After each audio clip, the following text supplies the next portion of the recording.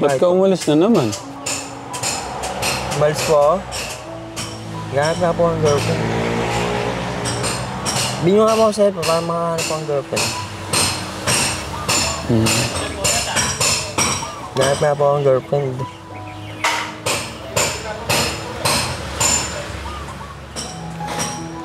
Ba't bigla ka naman naghanap ng girlfriend kasi? Gusto nga po mag-gusto tayo.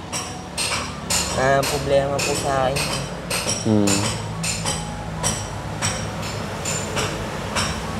Sobong mo rin sa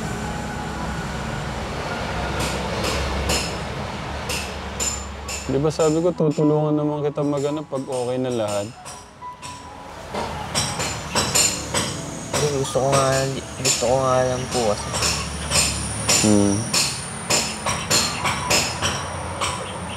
Ba't gusto mo? Para bukod sa nalilibang ako. Pwede kong masaya. Pwede kong malibang. Malilibang pa ako masaya. Palagay ko masaya lang. Pwede kong malibang. Binigyan ko sa'yo yung cellphone.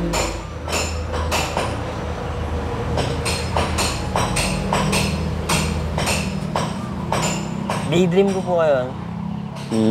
Big dream. Pwede dumating po kayo, tadhana po ba natin na magkakilala tayo? Oo naman. Pwede po.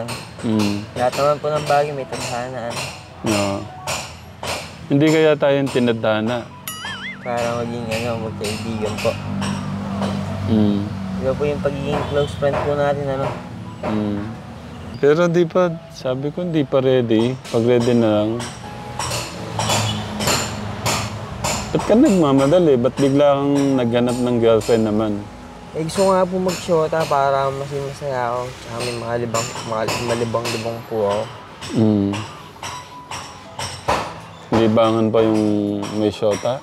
May girlfriend?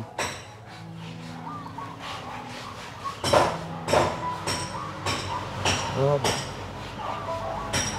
Tapos ngayon, naghahanap ka na ng cellphone. Nung nakaraan, sabi mo, sakit ng ulo. Abala pa ang cellphone. Sa cellphone ba makakahanap ka doon? Oo po. So nga po may makilala ako, wala nga po akong nakikilala eh. Isang gabi ka na naman natulog doon. Saan ka natulog doon? Sa Lansangan.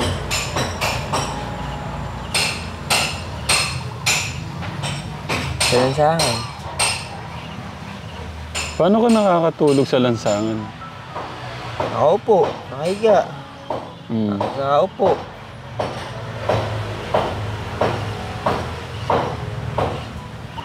Yun po yung gusto eh, magka-girlfriend din ako.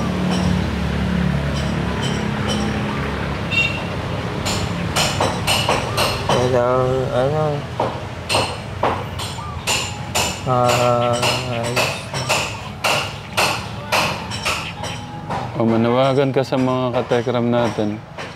Hello po, katekram. Sana bigyan niyo rin po ako ng girlfriend. Para maging masaya po, tsaka may mas malilibang ako. Hindi, gusto ko lang po talaga magka-girlfriend, kaya ako nakatanong nito. Ilang babae nakausap mo doon kahapon? Wala nga eh. Puro maganda eh. Ha? Puro maganda. Hindi ko napansin.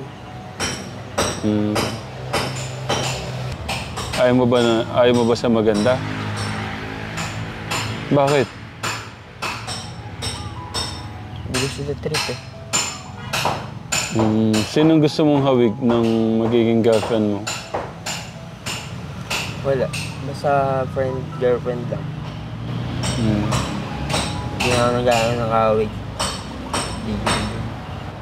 Hindi, para malaman ko paano yung tipo mo. Mala Marian ba? Mala Jeneline Mercado. Mala Jeneline Mercado. Lahat ng mga babae na nandun kahapon, lahat maganda. Ayaw mo na maganda.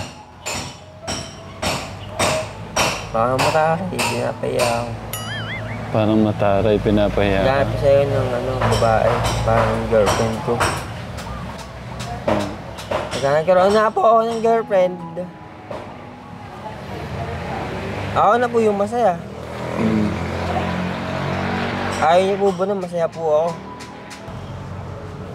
Sabihin mo sa mga katekram, ano yung hanap mo sa isang babaeng magiging gusto mong girlfriend? Gusto ko lang po maging girlfriend na bilang kailangan ko po ng girlfriend. Lakas mo yung boses mo para marinig nila. Dapat maging lalaki yung boses mo, mabilog. Ganun? Oo. Sa pong ang renang babaeng Pilipinang dalaga na aking pagmamalaki. Yun po ang aking gustong ibigin or mahalin sa mundong ibabaw na aking kinagigiliwan. Isang Pilipinang dalaga. At the same time, in a fear of me, yung kaparehas ko lang po dahil siya po yung magiging girlfriend ko. Morena, mabait, at katamtaman ng pangangatawa, kahit anong pangangatawan, at mabuti. Tsaka mabait. Paano mo kinikindatan yung mga nakikita mo kahapon? Kinikindatan mo ba sila? Hindi po. Paano ka kumindat patingin nga? Hindi yung gano'n. Yan. Isang mata lang. Siyempre papakit ka tapos ngingiti ka ng medyo ano. Isa lang, tapos medyo ngingiti ka. Ganon. Ay, isa pa. Ganon. Pero wag masyadong ano. Yung konting smile lang. Ganito. Mas madali ka makakahanap. O sila na yung lalapit sa'yo.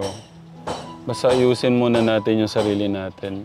Kasi pagka nakikita ka nilang parang hindi okay, may matatakot sila sa'yo.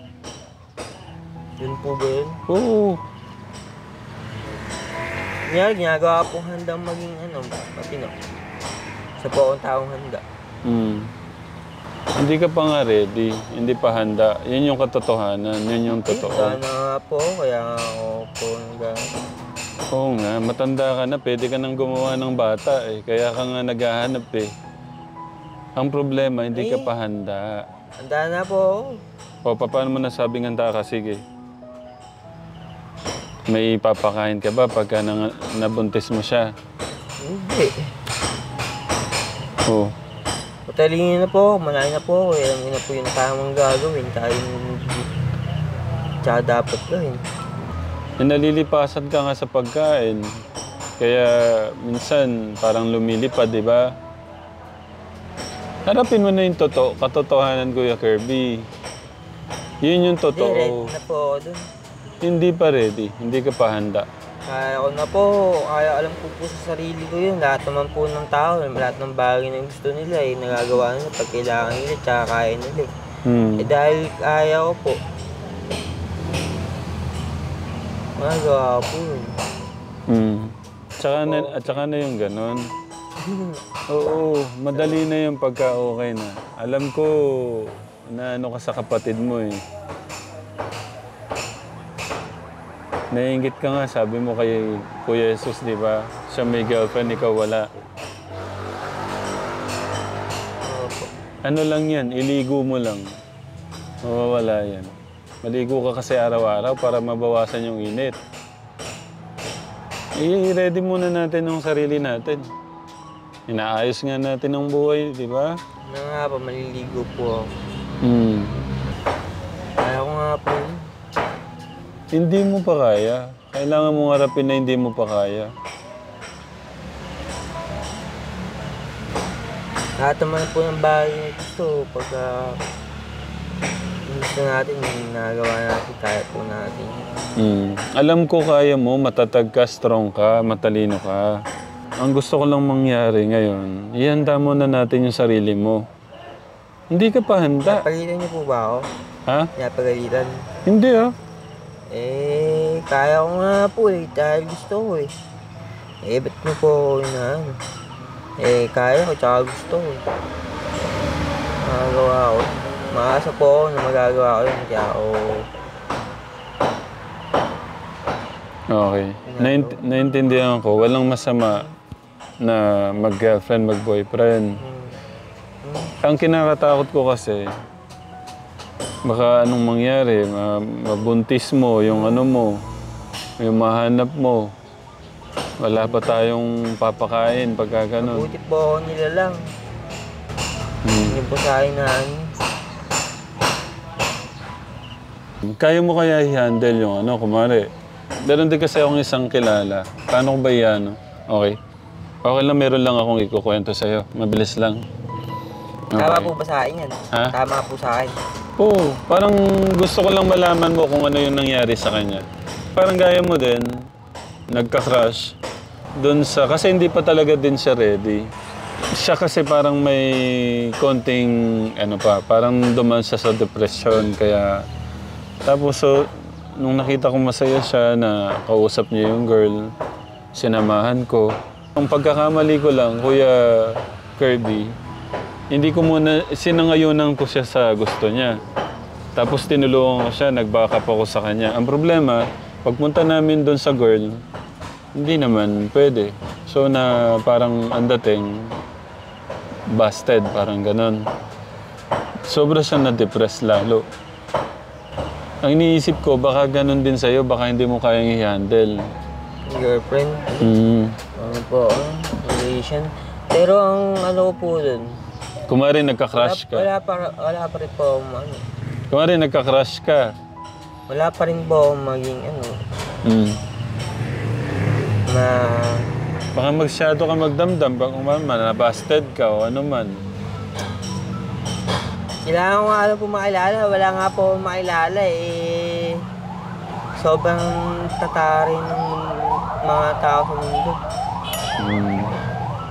Ano po ba, anunin ko pa ako nga po, kilala ko naman sa sarili ko. Wala pa rin ako makilala. Paano kung mas matanda yung mga 50? No? Wag yun. Mga 40? Wag din yun. Mga 30? Sige. Mga 30? Kasi below na ako half decades na ako ng pagiging 23 ka, di ba? 26? 26 po sa August. 26 kung 30, okay lang. Wow. Paano ko namang 20? No? 20? Okay lang din. Basta pataas na dun. Kung 18? Out of teenagers. Kung 15 o 18? 15 or 18. No, what? Hindi pwede. Masama yan. Okay. Kung 20, okay lang. Opo, pwede. Okay. Bibigyan kitang cellphone pag ready na. Yung stable na yung ano mo. Natatakot ako sa iyo eh. Hindi. Kasi pagka nagka-cellphone ka, baka ayain ka sa Manila, punta ka sa Manila. Hindi, ayoko nga po yun. Paano kung... Pero masarap magmamanila po, ano? Paano kung pikutin ka? Ako? Oo, anong gagawin natin? Pipikutin ka. Mag-iingat po ako sa gagawin mo. Mag-i-decision po ako ng tama. Paano kung hiniga ka na? Hiniga na ako? Hiniga ka niya, ano pang magagawa? Hindi niya po ako girlfriend. Hindi niya po pala ako boyfriend pag ginagawa niya. Ito, gusto ko lang linawin sa'yo. Kumari merong isang nagaya sa'yo. Tapos sabi niya, pasok tayo sa malamig. Anong magiging desisyon mo?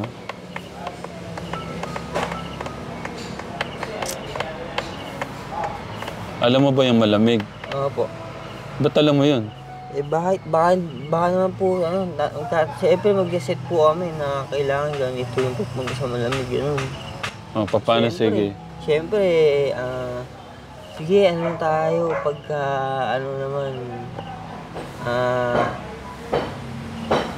siyempre, sabihan niyo lang po, gano'n. Hindi, kumare, Kasi wala. kinukulit ka niya. Gusto ka niya talagang ano. Hindi po tama eh. Hindi po bago. Sa pong maling ano yun, sa pong maling ano. Kumbaga gusto niya nang kunin yung katawan mo, hindi pa kayo kasal. Anong sasabihin mo sa kanya? Dangal, sabi mo nga. Opo. Anong sasabihin mo? Kinukulit, kumari kinukulit ka niya. Kung ako po yan.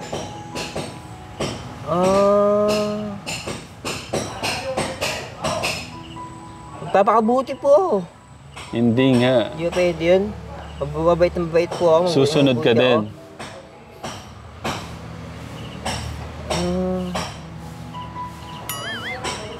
Mabait naman po ako eh. Tsaka kung ako po talaga yun, sana magpapaalala po ako ng lubos. Okay.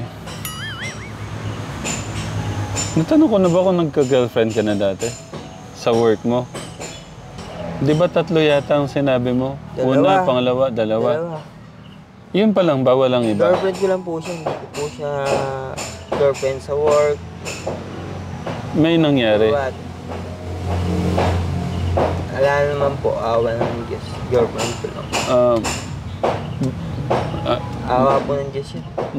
Hindi, yung gusto na wala pang... Wala po. Wala.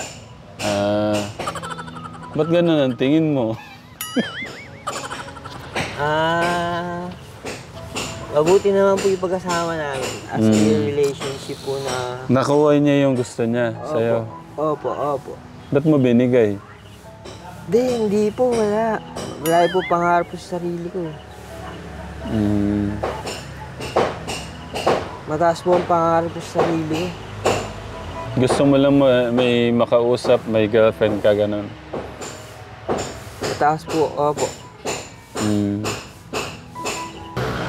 So ngayon ang masasabi ko lang, Kuya Kirby, ayusin muna natin lahat. May girlfriend po. Nagpapakilala ko na po sa inyo hanggat na magkasama po tayo, hindi iniwanan niyo na, tapos iniwanan niyo, tapos hindi niyo pa ako ng girlfriend. Grabe naman kayo sa ano yun. Pagka iniiwan kita, nalulungkot ka ba? Opo. Kung may girlfriend na ako, siguraduhin ko na maging masaya po yung pagpapaalala ko po sa kanya. Okay. Sigurado ko po yun na magpapaalala po ako sa inyo na mabuting tao, tsaka maging masaya po yung... Iwan ko na muna ng 1 buwan. Dito muna ako mag-stay para hindi ka mangulila sa akin. Hindi. Ang inaano ko lang,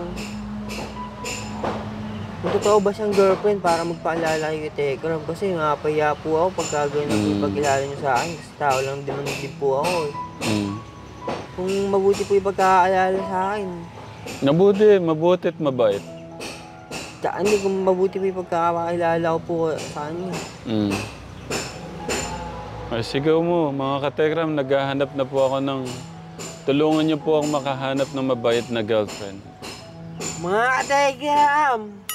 Hindi ganun, maayos. Mga katekram! Naghahanap na po ako ng girlfriend. Paano po ulit? Tulungan niyo po akong makahanap ng mabait na girlfriend. Mga katekram, tulungan niyo po ako makahanap ng magapit girlfriend. Tsaka may maalala po kami sa Ramil na meron po ang girlfriend na sticks of friend girl as friend me. Po. Yun. Pambihirang Kuya Kirby, ba't nanggigigil? Hindi makahintay. Hindi po. Girlfriend. Baka nanggigigil ka na. Kailangan po namin, ni Ramil. Hindi ako. Hindi, ako. Ako po yung mismo. Ako po mismo dito yun. Gana po ng girlfriend. Pero yung cellphone, pag okay na yung inaayos natin dito. Opo. Wala ka sa... Tsaka na muna, Kuya Kirby. Pag okay na. Tingnan mo, pagka nakinig ka sa akin, hindi ka mapapahamak. Pagka sinunod mo yung gusto mo, mapapahamak ka. Tandaan mo yun. Bakawa naman po. Ano ganun po ba yan sa akin? Hindi naman. Hindi pa kasi time. Hindi pa okay. Pagka may trabaho ka na, kasi akala mo lang kaya mo eh, pero hindi pa talaga. Yan yung katotohanan. Akala mo lang pero hindi. Makinig ka na kay Tatay Ram. Mga tinatalo niyo po ako eh. Hindi. Alam mo lang gaano kita kalab. Ayaw kita mapahamak. Kaya gusto ko i-ready muna natin lahat. Mahal ka ni Tatay Ram. Kung mahal mo ako, sumunod ka sa Kung akin. napakilala po ako sa inyo. Tsaka na. Should kung may naalala nga po ako. Rinirespeto mo ba si Tatay Ram? Opo, opo. O, makinig ka muna sa akin. Ganun din po yung pagsuspeto ko sa inyo. Ayaw kita mapahama kaya nandito ako para mangaral sa'yo. Opo. Wala na kaming harapan. Ang tanggal na. Ay na pala, ang galing yan, no? So, paano? Okay na, ha? Huwag muna. Pagka nag-okay ka na, okay na yung kinabukasan mo, magkakandara pa sa'yo yung mga babae. Ayusin muna natin. Physical, mental, financially. Kailangan natin ayusin muna yun. Tingnan mo, pag inuna natin si God, pagka inuna mo si God, ibibigay niya yung pinakamagandang blessing sa'yo. Isa na yun yung isang mabait na girlfriend. Pero po, Oo. Maniwala ka sa akin. Isang pinakamagandang blessing na ibibigay ng ating Diyos pag sumusunod ka sa, yung lumalakad ka sa kagustuhan ng ating Diyos, yung blessing na ibibigay sa'yo, higit pa sa inaakala mo. Hindi lang pinansyal, pati napakabait na asawa. Mamahalin ka ng totoong lubos na lubos. Totoong pagmamahal na nanggagaling sa ating Diyos. Kasi pagka yung pagmamahal lang dyan sa park, sa luneta dyan, sa panandalian lang yun. Isang gabi, isang linggo, isang buwan. Hindi kasi nanggagaling kay God yung love. Pero kung galing kay God yung love na ibibigay sa'yo, infinite yun, habang buhay yun, hanggang kamatayan. Yun yung totoong pagmamahal, hanggang kamatayan. Yun yung gusto nung ibigay ng ating Diyos. Ang ganda pa nun, may bonus pa, masaya ka na dito. kilala po ay God. Masaya ka na dito sa mga blessing na ibinigay niya, pati asawa, pera, yung kaligayahan na binigay niya dito. May bonus pang napakaganda. Gusto mong malaman na yun? Ano po? Pagka namatay tayo, walang hanggang kaligayahan. Tapos makakasama pa natin siya. O tara, tignan natin yung kinalas doon sa harap. May vlog mo. Yan na. Huwag mo nang isipin yung na yan. Tsaka na muna. Malakas, tara.